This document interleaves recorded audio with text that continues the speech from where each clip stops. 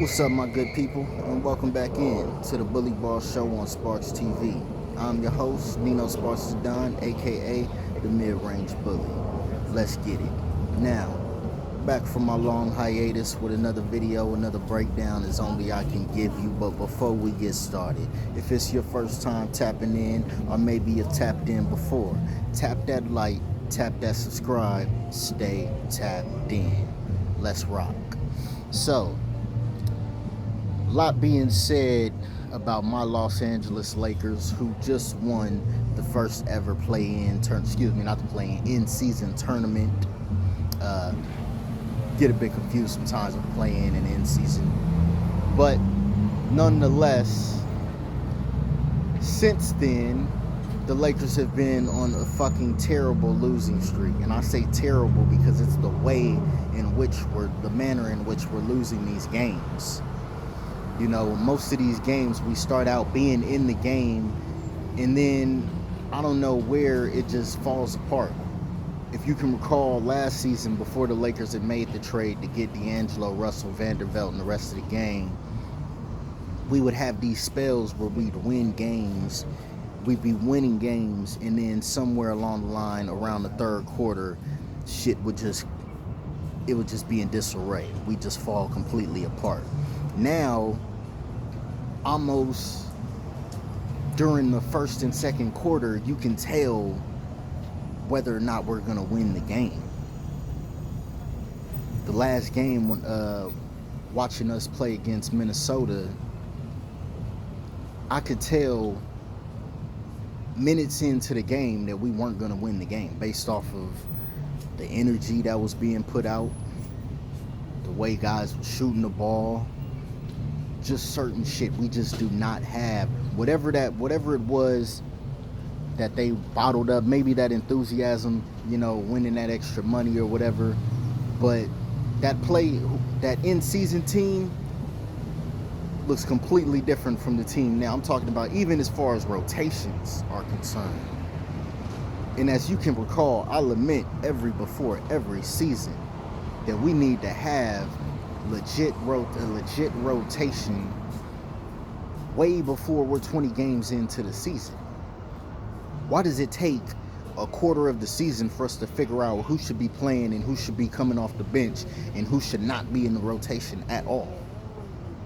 Now, I know injuries play a huge part in this, and the Lakers have been riddled with injuries. We've had guys in and out, but every team has had guys in and out. And I've still yet to see, and here's another thing, why every time the Clippers are trending in the right direction, we're trending in the fucking opposite direction? Can there ever be a season where both LA teams are playing well?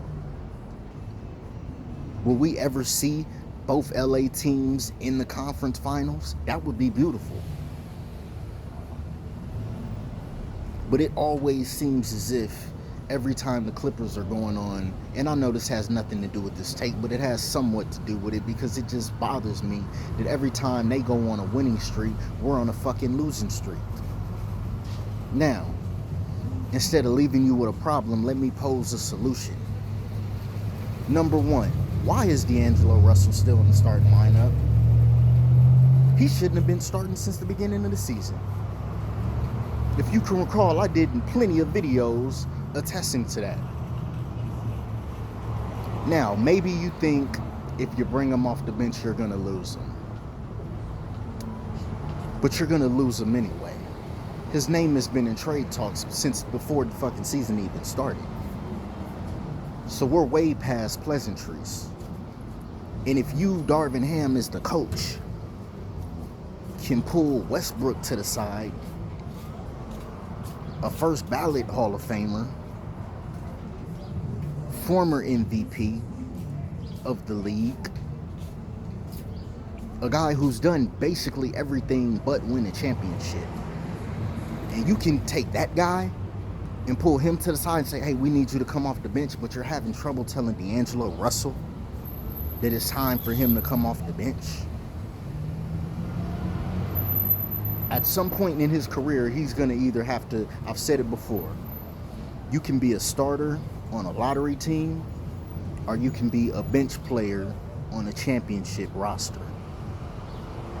The choice is really yours. Because your inefficiencies on the, and I know he's played defense a little bit better, but it's at this point in his career, we know what he is and we know what he's not.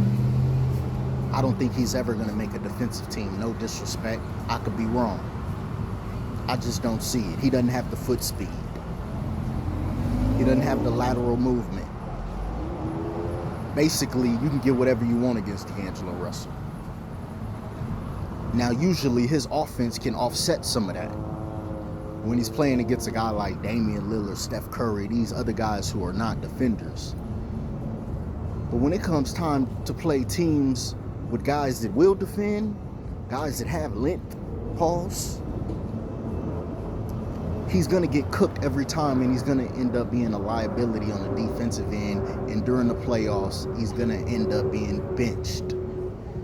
We've seen this. We've seen this film. We've seen this movie already. You got the wrong guy coming off the bench. Why is AR coming off the bench when he gives you production on both ends? He gives you limited turnovers. Oh, not to mention he plays better with LeBron. Which brings me to the second guy, Cam Reddish, who I will give some props because I was down on in my last video, and he's played exponentially well, exponentially better than, than he did when I made that last video. But he has not played well enough to be in the starting lineup. He's played well enough to be in the rotation as a contributor coming off the bench. But as a starter, come on, dog. You got 3 guys in the starting lineup, and they basically giving you less to nothing. When everybody's playing well, it looks cool. It looks okay. But when guys aren't playing well, you scratching your head wondering, like, why are our best offensive weapons all coming off the bench? Rui Hachimura off the bench. Christian Wood off the bench. Ace Austin Reeves off the bench. Max Christie off the bench. All these guys that can produce for you offensively and give you something on the defensive end, and you got them playing limited minutes or coming off the bench. And you got guys who seemingly, when they making shots, it looks okay, it looks cool. Even when they making shots, what they giving you? Maybe 14? That's not enough. We either need one, we don't have one other guy that can give you 20 a night. So that needs to be done by committee. That means we need 2 or 3 guys to combine for at least 20 to 30 a night. And you got 3 guys in the starting lineup that can't get you that. And Taurean Prince, Cam Reddish, and D'Angelo Russell. You got to be fucking kidding me. That is not a championship roster, Darvin Ham. And I know everybody's been on Darvin Ham's head since he got the job. And I've been trying to root for you, brother. I'm trying to root for you. But you still don't know how to call a timeout. Your rotations are suspect as fuck. And we ain't even gonna get started with the play calling because the guys seemingly don't even listen to you when you running plays. I'm not saying every time down the stretch, but we've seen games where you're being waved off by your star players.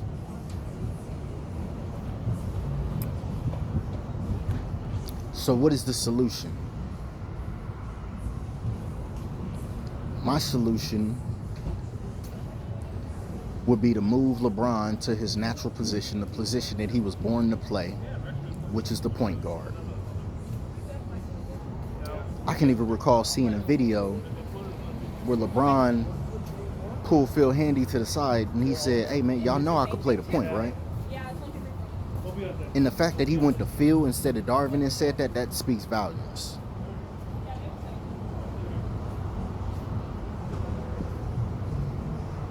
So I would put LeBron at the 1, AR at the 2. If you like Cam Reddish as your defender, as your primary defender, hey, I wouldn't be mad you put him in there. But I think Taurean Prince, to be honest, they both been getting cooked. I would go with Max Christie, a guy who I know is athletic enough to stay on his own 2 feet as it pertains to defending, and a guy that I know is going to give me at least 10 points on the other end. So LeBron, Austin Reeves, Max Christie, Rui Hachimura, or Jared Vanderbilt if you want more defense in there. Let's say you go with Vando at the 4 and then you move AD to the 5. That gives you, in my opinion, the most versatility on both ends of the floor. Now maybe Vando, he's not as good as Rui offensively, but between him and Max Christie, they'll be able to guard, and Austin Reeves, they'll be able to guard. That'll be a better defensive team, and you'll be able to switch. Because right now what's happening is you're seeing us getting beat on that high pick and roll. Once they bring AD out, there's no other help. There's nobody sliding over to help. Vando could be that guy at that 4 spot. It'll open Anthony Davis up. It'll allow him to play more freely on the defensive end. Then you know what he's giving you on the offensive end. Which brings me to the bench rotation. Now you can go D'Angelo Russell at the 1, Cam at the 2. If you're going to bring Rui off the bench, I would go Rui at the 3, and then Christian Wood and Jackson Hayes. That gives you size, that gives you versatility, and that gives you scoring. Because now D'Angelo Russell coming off the bench, you don't got to worry about being the facilitator and just do what you do. Just go out there and ball. Pick and roll action, pick and pop action. Let him get into the paint and hit that floater, but basically relegate him to a 6-man role.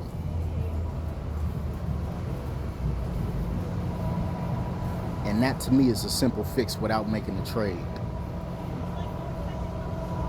Now, if we are going to make a trade,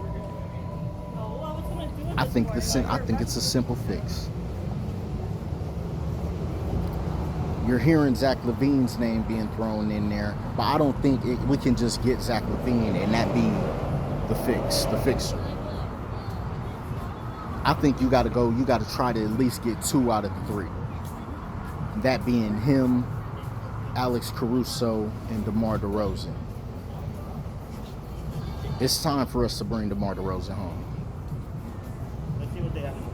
He wanted to sign with the Lakers, but we was focused doing other things.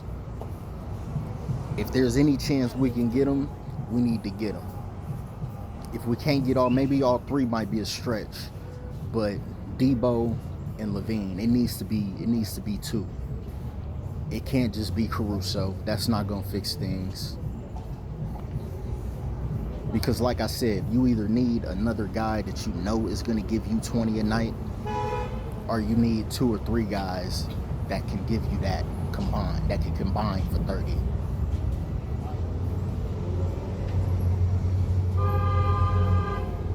So to break down the trade, I would trade D'Angelo Russell, Gabe Vincent, Rui Hachimura, who I really like on the Lakers, but if it's between him and Austin Reeves, I'm going Rui Hachimura and Jackson Hayes. And shit, maybe you throw in a 1st-round pick. That'll be 5 for the exchange of Zach LaVine and DeMar DeRozan. Now maybe you got to find ways to make the money match up. Maybe both of them make too much, so maybe it will be one or the other. If that's the case, if I had to have one or the other, I would take Debo and Alex Caruso, because one, Zach LaVine has a history of missing games, and maybe he won't miss as many games playing for the Lakers. You know, the bright lights and whatnot. Maybe that might just make him feel better. You know, you've seen AD miss hella games with the Pelicans. He misses games with the Lakers, but mostly through the injury. I felt like it was games with the Pelicans he would just sit out. We already got a guy that misses games in Anthony Davis, so we don't need to add 2 guys to the starting lineup that could potentially miss games.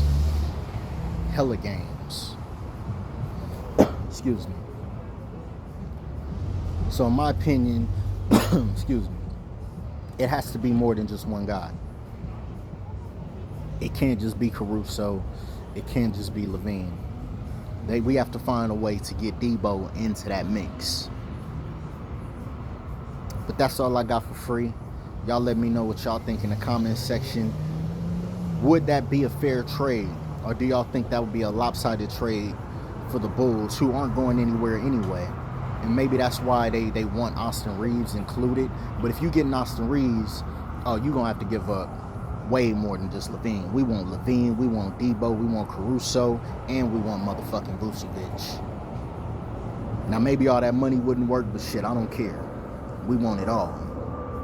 But y'all let me know what y'all think in the comments section. You know, don't forget to like and subscribe. I'll be back shortly with another one. Peace.